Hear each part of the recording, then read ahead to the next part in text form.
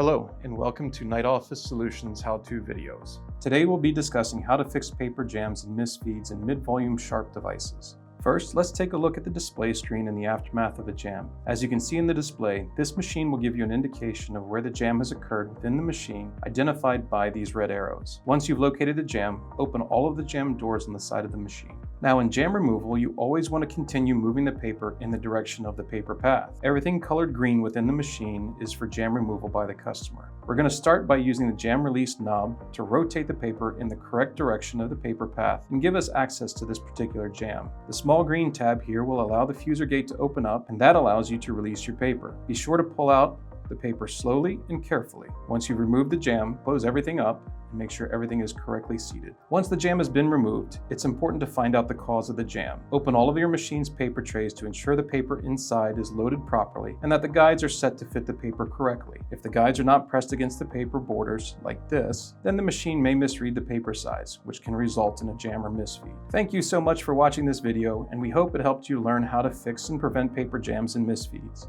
If you ever have any more issues, please feel free to call our customer service specialists at 210-340-8909, and we'll be happy to help you out with any service you may need.